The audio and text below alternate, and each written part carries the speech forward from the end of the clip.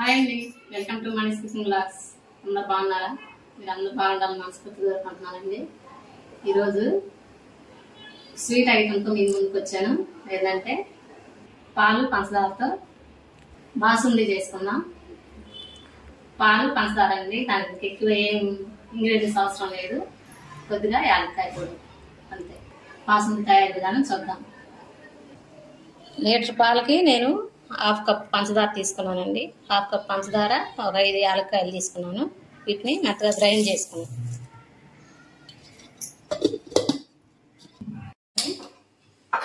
ఒక మందపాటి గిన్నె పెట్టుకోవాలండి. స్టీల్ గిన్నె కానీ ఇలా కళాయి కానీ పెట్టుకోవాలి. అంటే నా దగ్గర స్టీల్ గిన్నె మందపాటికి లేదండి, అందుకని నేను రెగ్యులర్గా వంటలు చేసే కళాయినే పెట్టాను పొయ్యి మీద. ఇప్పుడు పాలు పోసుకుందాం.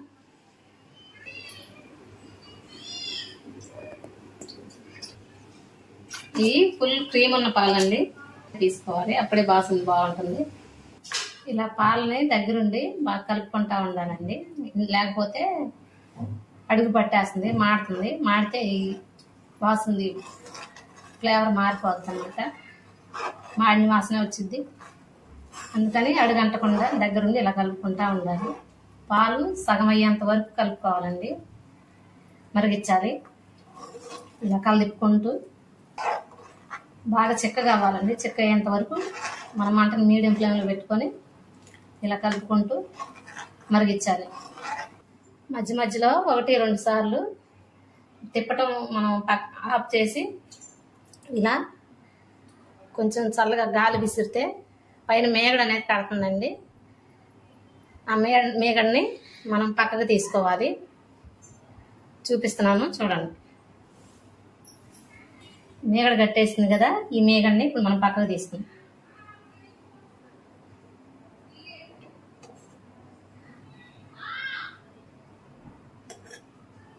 లేదంటే ఒక గిన్నెలోకి కూడా తీసేసుకోవచ్చండి. మనం తిప్పేటప్పుడు మళ్ళీ కలిసిపోకుండా ఉండటం కోసం పక్కకు తీసుకుందాం, గిన్నెలోకి తీసేసుకుందాం.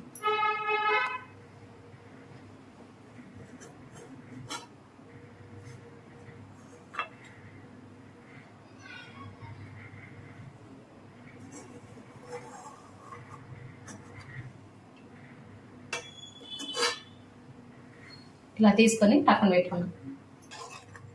ఇప్పుడు మళ్ళీ తిప్పుకోవాలండి, లేకపోతే అడుగంటిపోద్ది. మేగడ్ని ఇలా కూడా అంచులు కంటి పెట్టేయచ్చండి. ఇది కొద్దిగా టైం తీసుకుంటుందండి, ఎక్కువ టైం పట్టిద్ది. పాలన్నీ మరగాలి, బాగా ఇంకాలి. ఇలా అంచులకు తీసుకోవటం రాకపోతే మనం మేగడ్ని గిన్నెలకు కూడా తీసుకోవచ్చండి, ముందు చూపించినట్టుగా. పాలు ఇంకొంచెం చిక్కగా అవ్వాలి, అంతవరకు ఇలా కలుపుకుంటూ మరిగించుకుందాం. కొద్దిగా పాలు తొందరగా మరగాలి, కొంచెం చిక్కగా అవ్వాలి అనుకుంటే మనం సీతాఫలం గుజ్జు కూడా వేసుకోవచ్చండి. గింజలు తీసేసి ఆ పలుపుని కొద్దిగా మెత్తగా చేసుకొని ఆ సీతాఫలం గుజ్జు కూడా వేసుకోవచ్చు. నేను అవేమీ లేకుండా పాలు పంచదారతోనే చేస్తున్నాను. ఈసారి ఆ సీతాఫలం గుజ్జుతో చేసి చూపిస్తాను. ఇందాక పాలు ఎక్కువగా ఉండటం వల్ల మనం మేగడ తీసి ఇలా పక్కకు పెడితే అది మళ్ళీ జారి పాలలోకి వచ్చేసింది. ఇప్పుడు పాలు క్వాంటిటీ తగ్గింది కదా, చిక్కబడ్డాయి. అందువల్ల మేగడంతా ఇలా పాలలోకి వచ్చేయకుండా ఇలా అంచులకి అంటుకుపోతుంది. ఇప్పుడు మనం తీసి పక్కన పెట్టుకున్న మేగడను కూడా వేసేసుకున్నాం ఇందులో.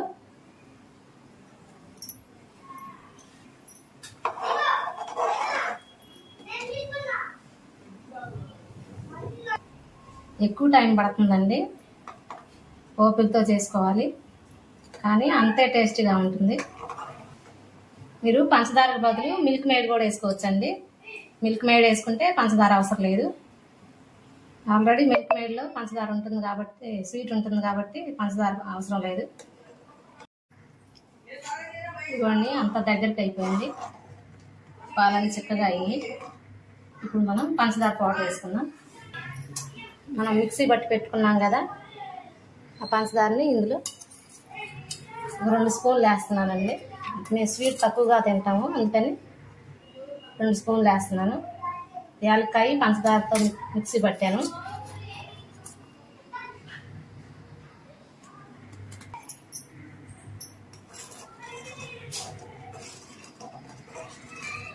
ఇప్పుడు ఈ చుట్టూ ఉన్న మేగడంతా గడ్డతో మొత్తం లాగేద్దాం పాలల్లోకి.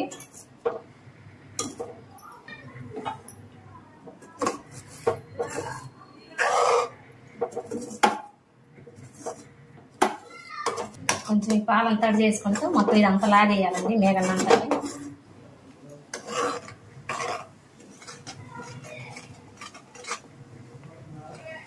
అంతేనండి, బాసుంది రెడీ అయిపోయింది. స్టవ్ ఆఫ్ చేసుకున్నాం. ఇది చల్లారిన తర్వాత ఇంకొంచెం చిక్కగా అవుతుంది. ఇలా ఉన్నప్పుడే మనం ఆఫ్ చేసేసుకోవాలి, స్టవ్ ఆఫ్ చేసుకోవాలి. ఇప్పుడు ఇది కొద్దిగా చల్లారిందండి. ఇది మనం వేరే గిన్నెలో తీసుకొని ఫ్రిడ్జ్లో పెట్టుకుందాం. ఒక 5 నిమిషాలు ఫ్రిడ్జ్లో పెడితే చల్లగా ఉంటుంది, అప్పుడు మనం తినడానికి బాగుంటుంది. ఇప్పుడు ఇది గిన్నెలోకి తీసేసుకున్నా. చూడండి, కొద్దిగా చల్లారిన తర్వాత చిక్కగా అయింది. ఫ్రిడ్జ్లో ఒక 10 నిమిషాలు పెట్టుకున్న తర్వాత తీసి ఇలా సర్వ్ చేసుకోవటమేనండి.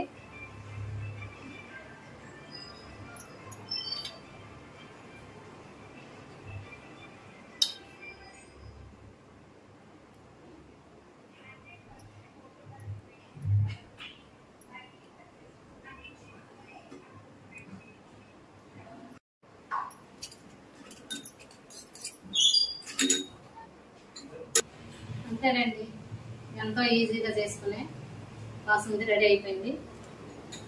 టేస్ట్